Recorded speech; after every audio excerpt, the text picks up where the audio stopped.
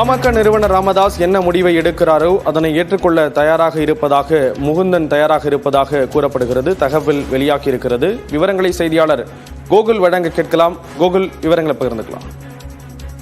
பாமகவுடைய பொதுக்குழு கூட்டத்தில் பாமகவுடைய புதிய இளைஞரணி தலைவராக முகுந்தனை நேற்றைய தினம் பாமக நிறுவனர் மருத்துவர் ராமதாஸ் அறிவித்தார். இந்த அறிவிப்பை மேடையில் அவர் தெரிவிக்கும் போதே பாமகவுடைய தலைவராக இருக்கக்கூடிய அன்புமணி ராமதாஸ் இந்த அறிவிப்புக்கு எதிர்ப்பு தெரிவித்திருந்தார். இந்த அறிவிப்பை வெளியிடும் போது பாமக நிறுவனர் ராமதாஸ் முகுந்தனை மேடைக்கு வருமாறு அழைத்த நிலையில் மேடைக்கு கீழேயே நின்று கொண்டிருந்த முகுந்தன் இந்த அறிவிப்புக்கு அந்த அன்புமணி ராமதாஸ் எதிர்ப்பு தெரிவித்த காரணத்தால் மேடை ஏறாமல் இருந்து வெளியில் வந்துவிட்டார். இந்த நிலையில் நேற்று மாலை தைலாபுரம் தோட்டத்தில் பாமக நிறுவனர் மருத்துவர் ராமதாஸை இளைஞரணி தலைவராக அறிவிக்கப்பட்டதற்கு நேரில் சந்தித்து ஆசை பெற்று வாழ்த்து பெற்றிருக்கார் முகுந்தன்.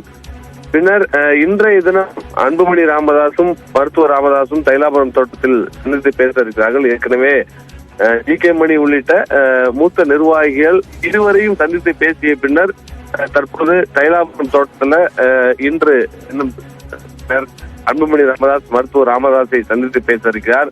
இந்த சந்திப்பின் போது இந்த இளைஞரணி தலைவராக முகுந்தன் அறிவிக்கப்பட்டது குறித்து ஒரு முக்கியமான முடிவு எடுக்கப்படும் என கூறப்படுகிறது.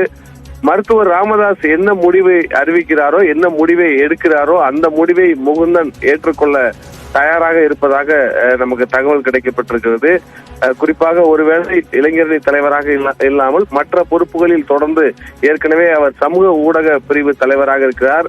அந்த பிரிவை தொடர்ந்து அந்த பிரிவில் பணியாற்றுமாறோ அல்லது வேறு ஏதாவது புதிய பணியை கொடுத்தாலோ அல்லது இளைஞரணி தலைவராக தொடர வேண்டும் என்று ராமதாஸ் அறிவித்தாலோ அந்த முடிவை ஏற்றுக்கொள்வது என்ற முடிவில் முகுந்தன் இருப்பதாக நமக்கு தகவல் கிடைக்கப்பட்டிருக்கு. ஸ்ரீராம், தகவல்களை வழங்கியதற்கு நன்றி கோகுல்.